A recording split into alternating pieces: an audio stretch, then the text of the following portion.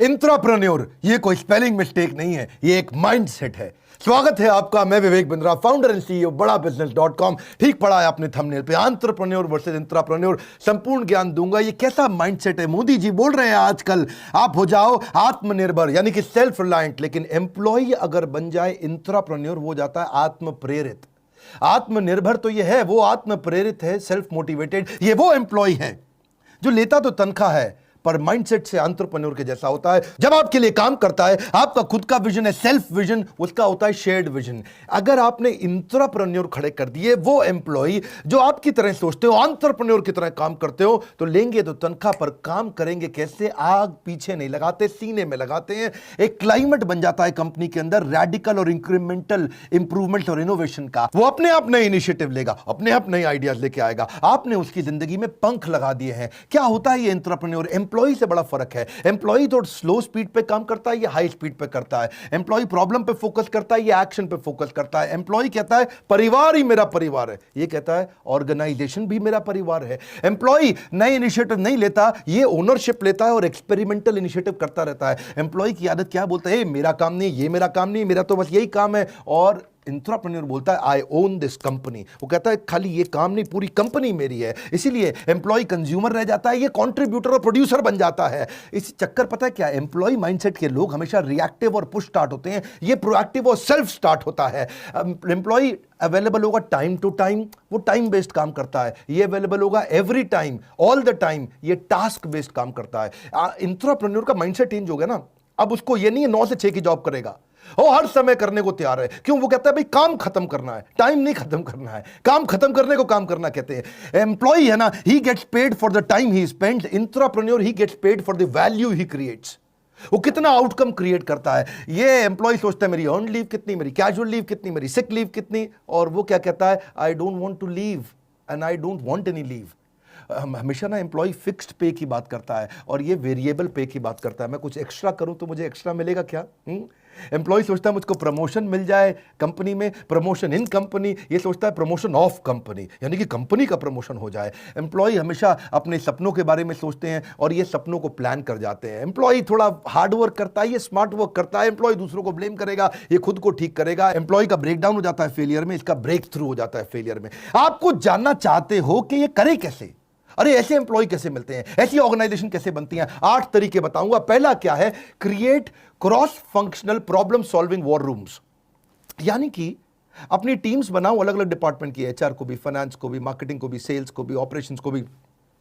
लोगों को जोड़ो, उनको एक प्रॉब्लम दो, बोलो प्रॉब्लम सॉल्व करके दिखाओ। उनको एक गोल दो, बोलो ये अचीव करके दिखाओ। इससे वो सोचना शुरू करेंगे, एक कल्चर आना शुरू होगा। और उसमें क्या करो आप? Encourage trial and error. उनको बोलो छोटे छोटे अटेम्प्ट करो, छोटी छोटी गलतियां करो, कर दो, कोई बात नहीं, होने दो, छोटी गलती होने दो, लेकिन वो फिर गलती से सीखेगा। फेलियर को अलाउ करो।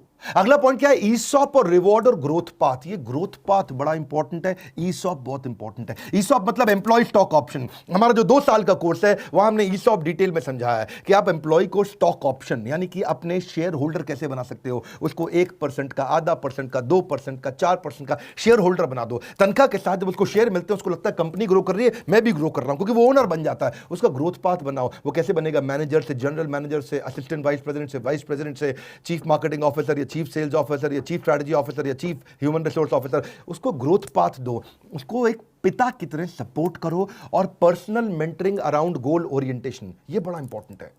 गोल्स क्रिएट करो। जिस ऑर्गेनाइजेशन में गोल्स क्रिएट करके क्लैरिटी देके मेंटरिंग 1 to 1, मतलब 1 to 1 अकेले में पीठ थपथपा करके, अगर आप दो डायरेक्शन, वो लेगा डिसीजन। मेरी बात सुनो, आपका काम है डायरेक्शन, उसका काम है डिसीजन।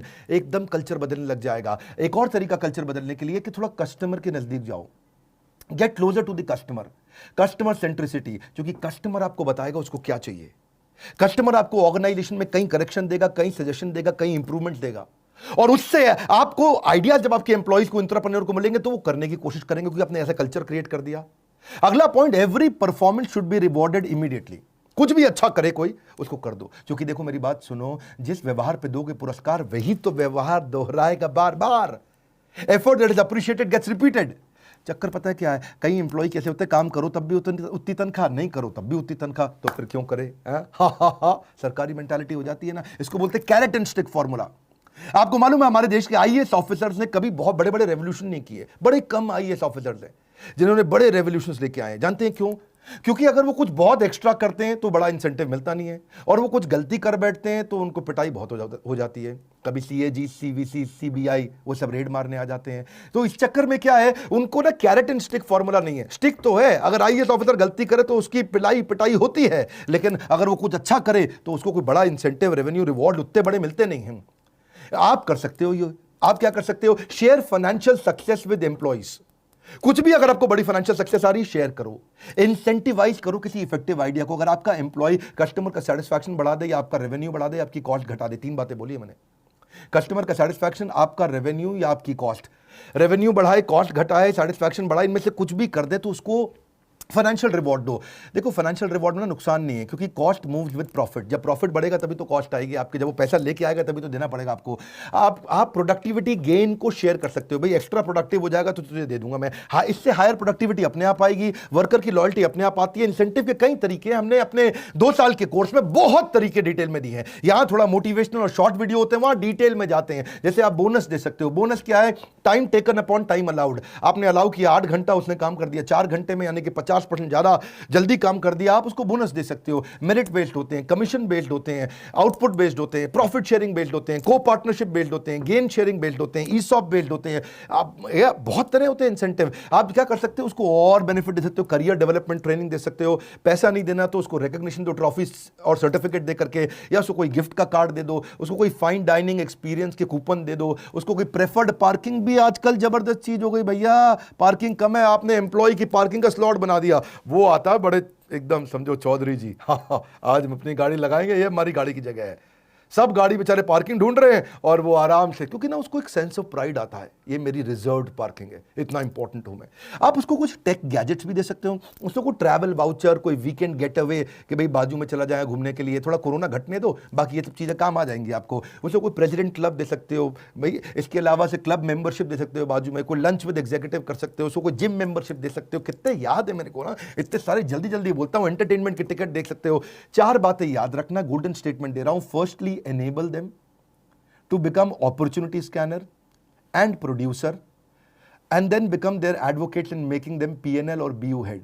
क्या मतलब हुआ? आप उनको एनेबल करो, उनको बोलो नई नई अपॉर्चुनिटी ढूंढ के लाएं, अपॉर्चुनिटी स्कैनर, ताकि वो प्रोड्यूस करें अपॉर्चुनिटी ढूंढ करके, और आप उनके एडवोकेट बन जाओ, उनको PNL यानी कि प्रॉफिट एंड लॉस का हेड बना दो। भाई तेरा ये डिपार्टमेंट है, ये तेरे 25 सेल्स के लोग हैं, तू उनको हेड कर रहा है, जितना इनका खर्चा है और जितनी ये कमा के देंगे, वो जब कमा के देंगे जितना प्रॉफिट होगा, उस प्रॉफिट में 5% तेरा भी शेयर है। आपने उसको PNL हेड बना दिया, प्रॉफिट एंड लॉस का हेड। आपने उसको BU हेड बना दिया, बिजनेस यूनिट हेड। गूगल ने ऐसे ही तो किया है, आज तक गूगल ने यही किया है। इतना कहते गलती करो, नई नई गलती करो, रोज नई गलती करो, पुरानी गलती मत दोहरा देना बस। गूगल ने सारे ऐसे प्रोडक्ट बनाए, उनका जीमेल भी ऐसे बना, उनका ड्राइवरलेस कार भी ऐसे बना, उनका गूगल मैप्स भी, एंड्रॉइड भी, ये सब इंट्राप्रेन्योरियल मॉडल से बने हैं। मैं आपको बेस्ट अमेरिकन और ग्लोबल ऑर्गेनाइजेशंस के मॉडल ला करके देता हूं। हमने अपने 2 साल के कोर्स में भी आपको HR संबंधित, एम्प्लॉय प्रोडक्टिविटी संबंधित बहुत चीजें दी हैं कि एम्प्लॉय को रिटेन कैसे करें, उसका succession planning, leadership in pipeline कैसे लाएं, हाई परफॉर्मेंस कल्चर कैसे क्रिएट करें, नया आदमी रिक्रूट करके कैसे लाएं, जो बढ़िया आदमी उसको रोक के कैसे रखें, रिटेंशन या उसकी मैनेजरियल एफिशिएंसी कैसे लेके आए, कॉम्पेंसेशन कैसे बनाया जाता है, सैलरी स्ट्रक्चर कैसे डिजाइन किए जाते हैं। बड़ा इंपॉर्टेंट है, आपको पता ही नहीं सैलरी स्ट्रक्चर कैसे बनाए जाते हैं, बैंड कैसे तैयार किए जाते हैं कि भाई कौन जनरल मैनेजर, कौन मैनेजर, ट्रेनिंग एंड डेवलपमेंट कैसे होगी, उनकी ऑनबोर्डिंग का प्रोसेस क्या है, क्या फॉर्म्स देने, उनको रिवॉर्ड कैसे दिए जाएंगे, शेयर कैसे कंपनी के दिए जाते हैं, EAPA के जॉब डिस्क्रिप्शन क्या है, रिव्यू कैसे किए जाएंगे, एग्जीक्यूशन एक्सीलेंस क्या होता है, उनके KRA KPI कैसे बनाते हैं, सेल्फ कोचिंग डायरी कैसे बने, खुद को ही कोच कर ले, अपने आप ही कर लेगा कोच वो, सेल्फ मोटिवेटेड है, आत्मनिर्भर, आत्म प्रेरित, दोनों ही चाहिए आपको। स्कोर बोर्ड बना दो उनके, एम्प्लॉय को एंटरप्रेन्योर कैसे बनाए, अमेजिंग टॉपिक्स है, छोड़ेंगे नहीं। भारत के व्यापारियों को वर्ल्ड रिकॉर्ड बनाने में लगे हुए हैं, दुनिया की सबसे पावरफुल कंटेंट और दुनिया के सबसे अफोर्डेबल रेट्स पे आपको दे रहे हैं। लाइक करके उत्साह बढ़ाइए। अगर बिजनेस कंटेंट भी आपको पसंद आता है, सब्सक्राइब नहीं किया तो इस तरह के वीडियोस आपसे छूट जाएंगे, उनको जरूर शेयर करो जो बिजनेस कर रहे हैं या करना चाहते हैं। हमारे साथ जुड़े रहने के लिए आप सबका दिल की गहराइयों से मुस्कुराहट के साथ धन्यवाद।